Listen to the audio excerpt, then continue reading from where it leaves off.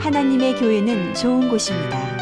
감동 있는 예배가 있고 이웃 간의 사랑이 있습니다. 풍성한 나눔이 있고 아름다운 만남이 있습니다. 하나님이 주신 사명이 있는 곳, 성령의 권능이 함께하는 곳, 방황하는 영혼들의 구원의 방주가 되기 위해 믿음과 말씀 안에서 오늘도 빛과 소금의 역할을 다하고 있습니다. 가까운 교회에 나가셔서 예수님을 만나보세요. 꿈과 소망이 있는 밴쿠버 중앙장로교회.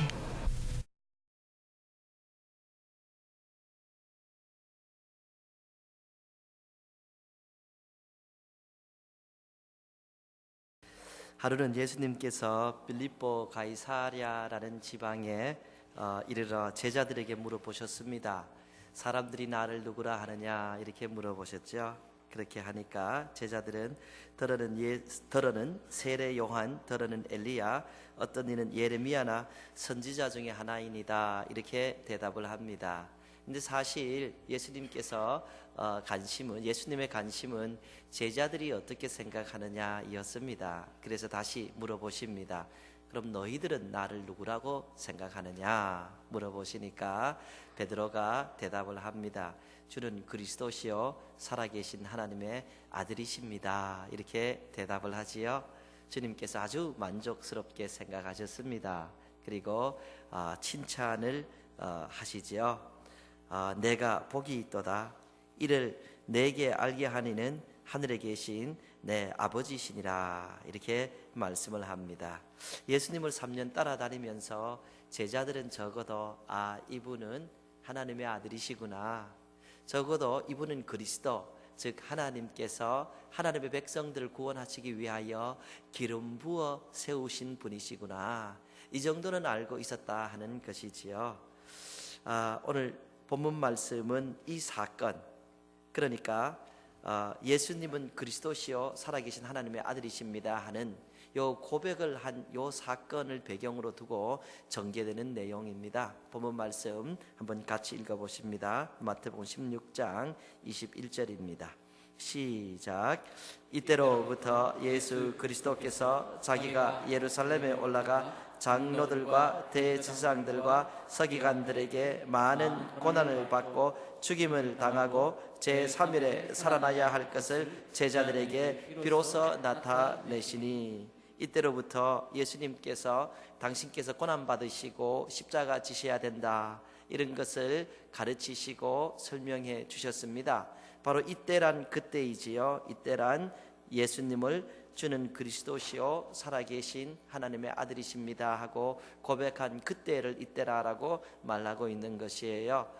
예수 그리스도께서는 살아계신 하나님의 아들이십니다. 그리스도이십니다.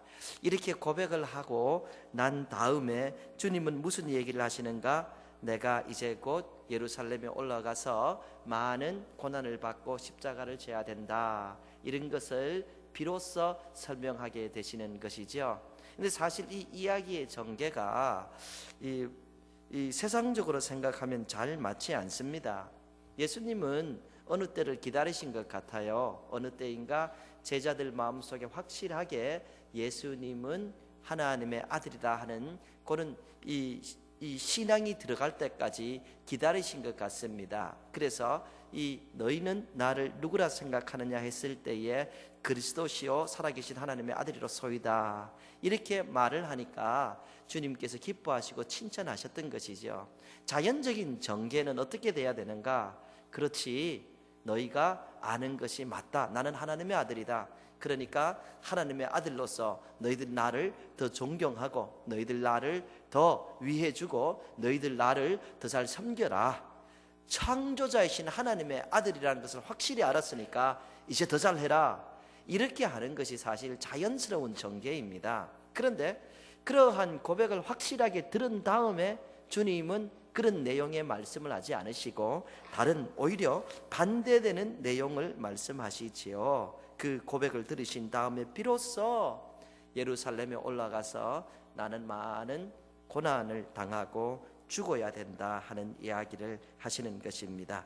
예수님께서 이 고난을 받고 죽어야 되는 것을 바로 그때부터, 즉 하나님의 아들이라 하고 확신하는 그때부터 가르치셨으니 예수님이 지금 여기서 가르치려고 하는 것은 하나님의 아들이 이 땅에 온 것은 영광을 얻고 섬김을 받고 존귀함을 받으려고 온 것이 아니라 바로 섬기고 고난을 받고 죽으려고 왔다 하는 것을 가르치기 위한 그 기회를 기다렸다 하는 것을 볼 수 있습니다.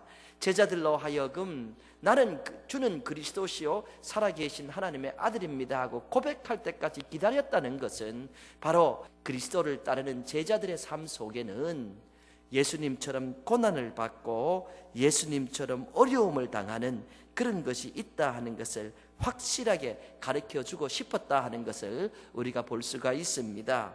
그런데 예수님이 이렇게 기다리면서까지 가르쳐줬는데 사실 베드로는 아직까지 이해를 하지 못했습니다. 하나님의 아들이시면은 당연히 높임을 받으셔야 되는데 왜 고난을 당한다고 하십니까? 왜 죽으셔야 됩니까? 이 보편적인 생각과 전개가 맞지 않으니까 이 베드로가 반대로 생각을 하는 것이지요. 전혀 이해가 안 됩니다 하는 식으로 얘기하고 베드로는 이렇게 대답을 합니다. 마태복음 16장 22절 바로 밑에 내용입니다. 같이 읽습니다. 시작. 베드로가 예수를 붙들고 항변하여 이르되 주여 그리 마옵소서, 이 일이 결코 쉽게 미치지 아니하리이다. 베드로가 예수님께 항변합니다. 이 영어로 보면은 he began to rebuke him. 그러니까 꾸짖었다 이렇게 말합니다. 아주 거치 있는 언사로 주님을 대했던 것 같습니다. 사실 이때 주님의 나이가 33살밖에 되지 않았으니까 여기 앉으신 여러분들보다도 작은 것입니다. 예, 그래서 청년처럼 보였던 것이죠. 베드로가 조금 거친 언사를 사용한 것이 조금 이해가 됩니다. 주님이라고 부르긴 했지만은 자기 생각에는 주님이 영 안 맞는 이야기, 엉뚱한 이야기를 하신다는 거예요.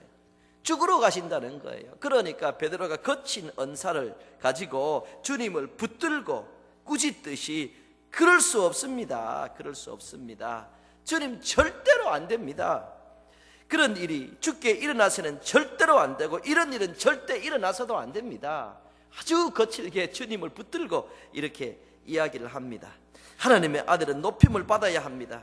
메시아는 로마의 정권을 엎고 이 땅의 유대인들의 왕국을 건설하고 다스려야 됩니다. 하나님의 아들은 그 왕국을 이 땅에 건설하고 높임을 받으셔야지 고난을 받다니요, 이 말이 되는 이야기입니까? 이렇게 베드로가 강력하게 항의하는 것이죠. 어떻게 보면은 베드로의 항의가 오히려 주님의 이야기보다도 더 내용적으로 전개가 많습니다. 자기가 섬기는 그 예수님께서 고난을 당한다고 하니까 베드로로서 그 제자로서 당연히 이렇게 항의해야 되지 않은가, 항변해야 되지 않은가, 당연히 이렇게 좀 꾸짖더라도 주님의 생각을 말려야 되지 않은가, 주님은 높임을 받으셔야지 왜 그렇게 죽으시려 합니까 하고 항의하는 거 당연하지 않은가, 그런 생각을 하게 됩니다. 그런데 주님은 오히려 베드로보다도 더 극심하게 이 베드로의 언행을 꾸짖으십니다. 그 주님의 꾸짖음을 같이 보십니다. 시작. 예수께서 돌이키시며 베드로에게 이르시되 사탄아 내 뒤로 물러가라, 너는 나를 넘어지게 하는 자로다. 아버님의 일을 하지 아니하고 도리어 사람의 일을 생각하는도다 하시고, 사탄아 내 뒤로 물러가라. 베드로가 주님 고난 받으면 안 됩니다. 고난 받을 수 없습니다. 주님이 무슨 고난을 받는다고 하십니까? 예, 고난 받지 말라고 말씀드렸다고 해서 베드로를 보고 이 사탄아 물러가라, 사탄이라고 이렇게 부르십니다. 예, 아마도 보통 사람들 같았으면은 아주 깊은 시험에 들어가서 주님을 떠나갔을 것이다, 그런 생각을 하게 됩니다. 사탄아 물러가라 하는 아주 극심한 꾸짖음을 볼 수가 있죠. 그것도 주님 고난 받으면 안 됩니다 하는 그 이야기 했다고 해서 꾸짖음을 당합니다. 두 번째 보면은 너는 나를 넘어지게 하는 자로다. 고난을 받지 말라고 이렇게 말렸는데 예수님은 오히려 너는 나를 넘어지게 하는 자로다. 너는 나의 걸림돌이다. 너는 나를 실패하게 하는 자로다. 이렇게 아주 심하게 강력한 말씀으로 꾸짖으시는 것입니다. 그리고 말씀하십니다. 내가 하나님의 일을 생각하지 아니하고 도리어 사람의 일을 생각하는도다. 아니, 고난 받지 말라고 했는데 하나님의 일을 생각하지 아니하고 사람의 일을 생각하는구나. 고난을 받는 것은 하나님의 일이고 고난 받지 않은 것은 사람의 일이다. 이렇게 말씀을 하고 있는 것이죠. 로마 군병에게 잡혀가셔서 조롱을 당하시고 채찍에 맞으시고 가시관을 쓰시고 손가발에 못에 박히시고 그리고 십자가를 지고 고통 가운데 죽는 것은 하나님의 일이고 이것을 하지 않는 것은 사람의 일이다. 이 사탄아 물러가라. 이렇게 주님이 강력하게 말씀을 드십니다.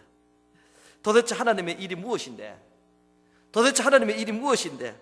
주님은 이렇게까지 주님의 수제자를 꾸짖으시고 하나님의 일이 무엇이기에 그렇게 처절한 고난을 받으시고 십자가를 지셔야 하는 것인지, 하나님의 일이 무엇이기에 주님은 그 제자 보고 사탄이라고 하실 정도로 강력한 꾸짖음을 하셨는가? 여러분 생각해 볼 수가 있는 것이죠. 예. 그런데 사실 하나님의 일이 무엇인가 하는 질문은 그렇게 어려운 질문이 아닙니다.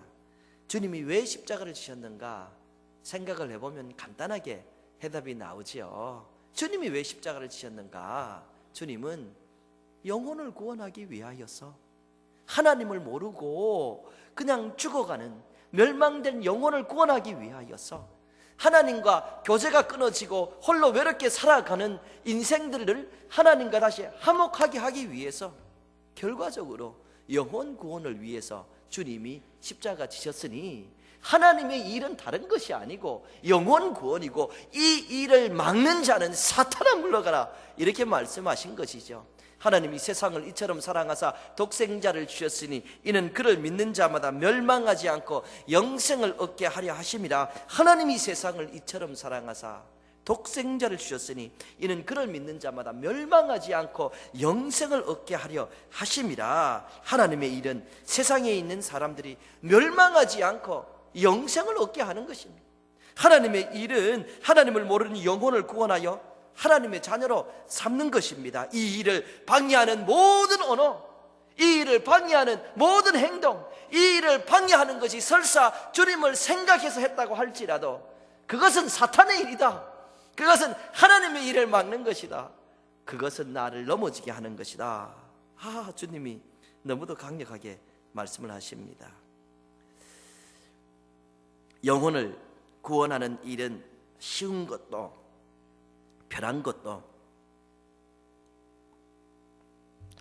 이 땅에서 영광을 얻을 것도 아니라는 것입니다. 적어도 주님의 수제자라면은, 적어도 주는 그리스도시요 살아계신 하나님의 아들이요 하고 고백하는 수제자라 그러면은, 적어도 주님의 제자라 그러면 그 정도는 알아야 된다. 주님이 말씀을 하시는 것이죠. 영혼을 구원하는 것이란 고난이 따르는 것이고, 하나님의 아들이 십자가를 질 정도로 고난이 따른 후에 비로소 우리의 영혼이 하나님의 자녀가 될 수 있다는 것을 주님은 적어도 제자라면은, 적어도 나를 3년을 따랐다 그러면은 알아야 되지 않니 하고 강력한 꾸짖음을 주는 것이죠. 어떤 사람들은 영혼 구원이 너무 싸구려라고 합니다. 사실 돈을 산처럼 쌓아 드리는 것도 아니고 일을 태산만큼 한 것도 아니고, 주님 보시기에 너무나 많은 물질을 드린 것도 아니고, 주님 보시기에 너무나 좋은 이 선한 일을 한 것도 아닌데, 그냥 믿기만 하면 예수님의 자녀가 된다. 그냥 예수님을 가슴에 영접하고 이분 말씀대로 살겠다고 다짐만 하면 예수님의 자녀가 된다. 이렇게 주님 가르치시니까 이거 너무 값싼 구원이 아닌가 이렇게 합니다.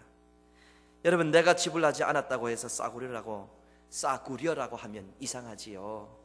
내가 고통받지 않았다고 해서 쉽다고 생각하면 안타까운 것이지요.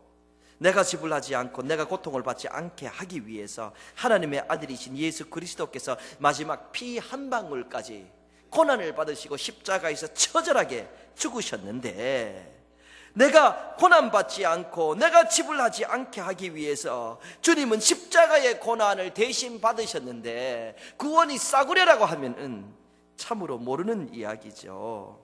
우리가 하나님의 자녀가 된 것은 그래서 큰 은혜지 싸구려가 아니지요.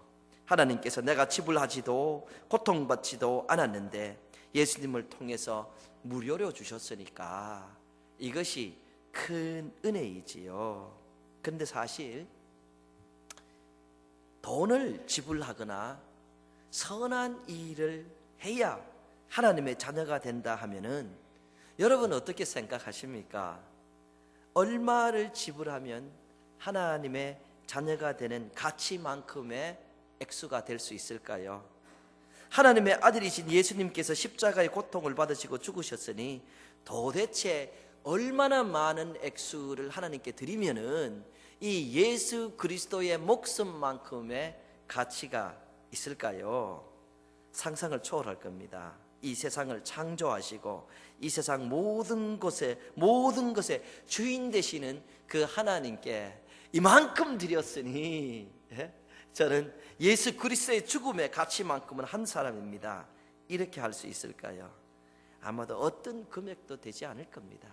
태산을 다 준다 한들 이 세상을 다 바친다 한들 어찌 예수 그리스도의 피 한 방울 가치만큼의 대가가 될 수 있습니까? 할 수 없으니까, 너무 비싸니까, 너무 귀중하니까 너희는 할 수 없어.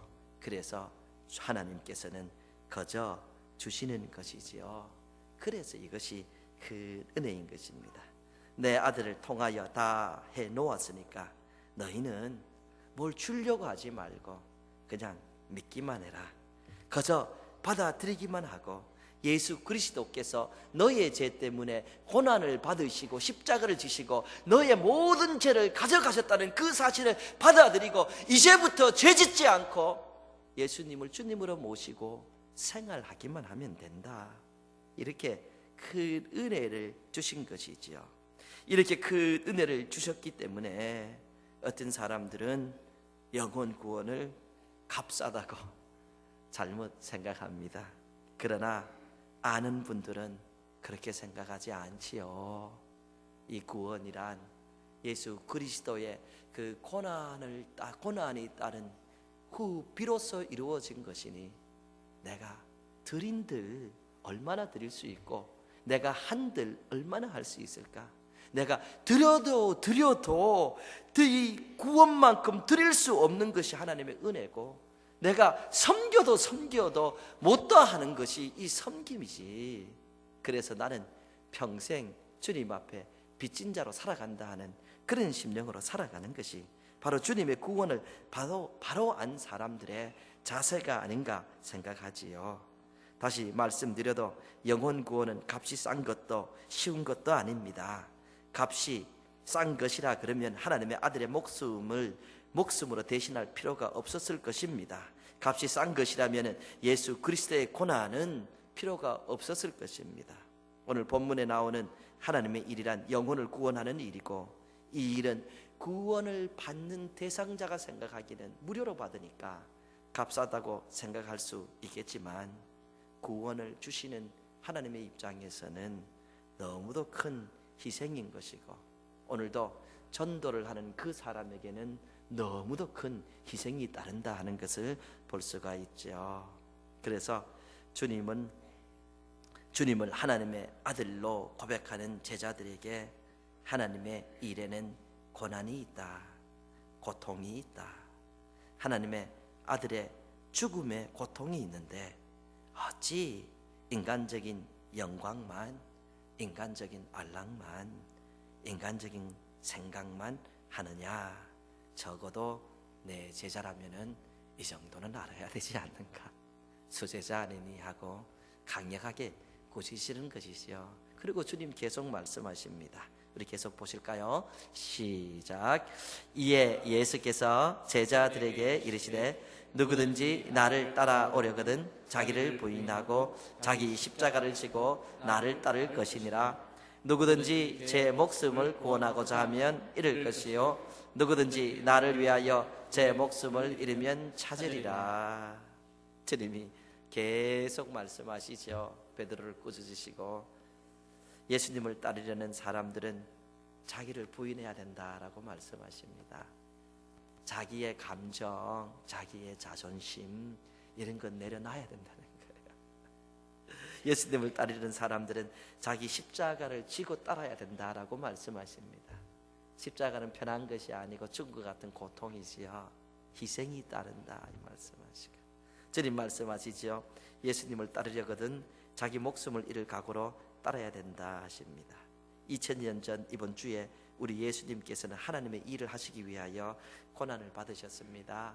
그리고 제자들에게도 자기를 부인하고 십자가를 지고 목숨을 내놓을 각오로 예수님의 고난에 동참하며 따라오라 라고 강력하게 요구하셨습니다. 하나님의 일, 즉 영혼 구원을 하는 일을 위해서 고난을 요구하신 것입니다.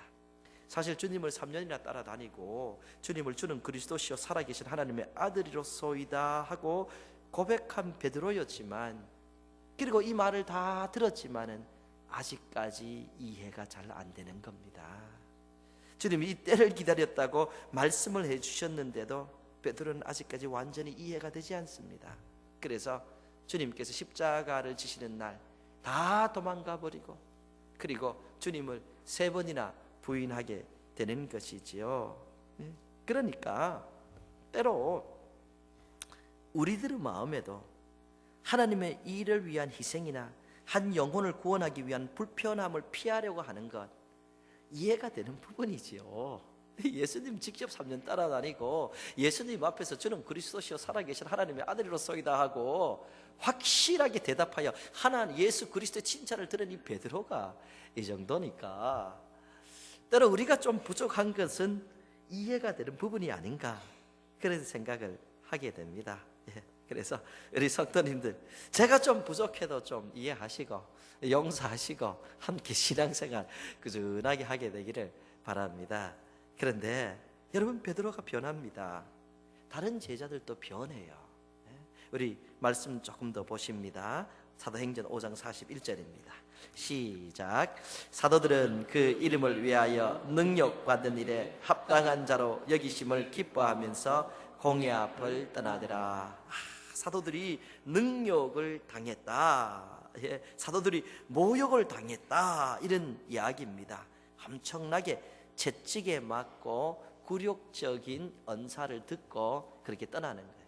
그런데 떠나면서 오히려 그렇게 채찍에 맞게 되고 능력을 받는 일에 합당한 자로 여기심을 기뻐하면서 공회를 떠났다. 이 이야기의 백그라운드는 그렇습니다.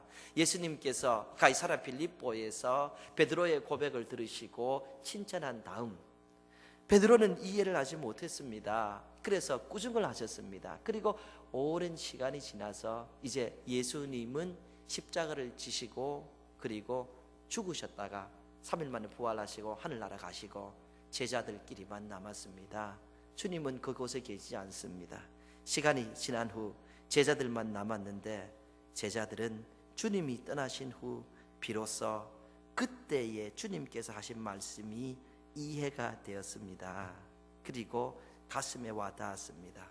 고난에 대한 주님의 말씀이 머리와 가슴을 채우게 되는 것이고 주님을 따르는 것은 이런 거구나 하고 느끼게 된 것이죠. 그래서 예수님의 명령을 순종하여서 복음을 전파하고 연약한 자를 돌봐주고 그리고 가르치고 전도하였습니다.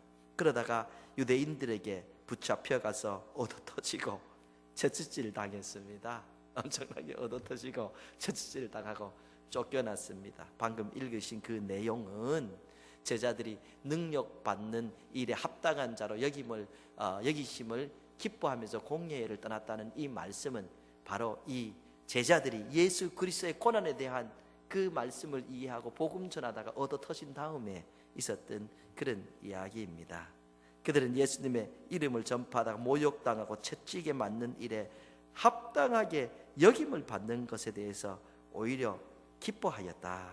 전에는 수제자 베드로가 예수님의 고난까지도 막으려고 했는데 이제는 베드로뿐만 아니라 다른 제자들도 주의 일을 위하여서 영혼 구원을 위해서 고난 받는 것, 이거 기쁘다. 고난 받는 것, 아니 이 고난 받을 수 있는 사람으로 하나님께서 여겨주심에 대해서 감사했다. 베드로와 제자들이 변한 것이지요. 바뀐 것을 볼 수 있습니다. 여러분, 사실 초대 성도들을 이렇게 보면은 고난 받는 것을 당연하게 생각했습니다. 이상하게 생각한 것이 아니고요. 그래서 로마서 8장 17절에 이런 기록이 있습니다. 같이 한번 읽어보실까요? 시작. 자녀이면 또한 상속자, 곧 하나님의 상속자요 그리스도와 함께 한 상속자니 우리가 그와 함께 영광을 받기 위하여 고난도 함께 받아야 할 것이니라. 고난도 함께 받아야 할 것이니라. 너무나 당연하게 그렇게 생각했죠. 여러분, 오늘 고난 없는 것이 이상한 것이 아니고 아니 고난 있는 것이 이상한 것이 아니고 사실 말씀대로 본다면 때로 고난이 너무 없는 것이 이상한 것이 아닌가. 고난이 너무 없는 것이 내가 혹시나 제자가 아니라서 그런 것은 아닌가, 그런 생각이 들 정도로 이 제자들은 고난에 대해서 당연한 생각을 했다 하는 것이지요. 그리스도와 함께 영광을 받을 사람들이 고난을 받는 것은 이상한 것이 아니라 당연한 것이다. 네. 여러분, 우리가 스스로의 실수나 잘못으로 인해서 고난받는 일은 없도록 노력해야 됩니다. 내가 말을 잘못하고 내가 행동을 잘못하고 나의 실수 때문에 고난을 받는 것, 이런 것은 우리가 늘 묵상하고 생각하고 스스로의 인품과 행동을 다듬으로 당하지 않도록, 내 실수로 인해서 고난을 당하지 않도록 끊임없는 노력을 해야지요. 그런데 그리스도를 위한 고난이란 감사히 받을 줄 알아야 되지요. 베드로 사도의 말씀이지요. 같이 한번 읽어볼까요? 시작. 너희 중에 누구든지 살인이나 도적질이나 악행이나 남의 일을 간섭하는 자로 고난을 받지 말려니와 만일 그리스도인으로 고난을 받으면 부끄러워하지 말고 도리어 그 이름으로 하나님께 영광을 돌리라. 베드로 사도께서 전에 예수님에게 절대로 고난 받으면 안 됩니다, 그런 얘기한 그 베드로 사도께서 이제는 도덕질이나 악행으로 고난받지 말라. 그런데 주님을 위해서 고난받고 주의 일을 위해서 고난받으면 부끄럽게 생각하지 말라. 오히려 하나님께 영광을 돌리라. 이렇게 말씀하시고 본인이 공의 앞에서 고난을 받았을 때 그 고난받을 만한 자격이 있는 사람으로 여겨주심에 대해서 감사하며 나가는 그런 모습을 볼 수 있습니다. 사랑하는 성도님들, 이번 주는 고난주간입니다. 우리가 주님처럼 십자가를 지지는 못하지만 영혼을 구원하시려고 고난을 받으신 그 몸부림, 주님의 고난에 동참하겠다는 마음으로 한번 보내보시지 않겠습니까? 뭐 아무 생각 없이 보낼 수도 있어요. 근데 적어도 주님을 섬기는 사람이라면은 이 주간에는 그래도 내가 주님의 고난에 조금 동참해 봐야 되지 않은가, 그런 생각은 좀 하며 보내야 되지 않을까, 그런 생각이지요. 여러분, 이 고난에는 참 유익들이 많이 있습니다. 그 중에 하나만 제가 여러분하고 나누겠는데요, 말씀을 좀 건너뛰어서 고린도후서 1장 5절을 같이 한번 읽어보십니다. 같이 한번 읽어보실까요? 시작. 그리스도의 고난이 우리에게 넘친 것 같이 우리가 받는 위로도 그리스도로 말미암아 넘치는도다. 주님을 위한 주의 생각 때문에 많은 고난을 받는 사람에게 주의 위로가 많을 것이다. 이렇게 성경에서 가르쳐주고 있죠. 수고하고 무거운 짐진 자들아 다 내게로 오라, 내가 너희로 쉬게 하리라 하시는 주님의 말씀을 우리가 기억합니다. 근데 주님을 위해서 수고를 해봐야 와서 쉬지요. 내 멍에는 가볍다 하는데 주님을 위해서 무슨 멍에를 져봐야 그게 뭔지 알지요. 주를 위하여 고난을 당해보고 주님 때문에 속썩임이 있어봐야 주의 참 위로가 뭔지, 그 깊이가 뭔지 알 수가 있는 것이지요. 그래서 이 바울 사도는 고난이 넘치는 사람에게는 주님의 위로가 넘친다, 그렇게 말씀을 합니다. 한 구절 더 보실까요? 시작. 그러므로 우리가 낙심하지 아니하니 우리의 겉사람은 낡아지나 우리의 속사람은 날로 새로워지니라. 그래요. 우리의 겉사람은 우리의 그 마음과 노력과 상관없이 계속 낡아지는 것이, 이것이 세상 이치입니다. 그래서 요즘은 제가 아주 고민하고 있습니다. 제 아내에게 가림막을 좀 다른 쪽으로 타자고 그렇게 얘기하고 있어요. 이쪽에 머리가 자꾸 빠져요. 그러니까 어떤 사람이 오래전에 얘기해 준 것이 기억이 납니다.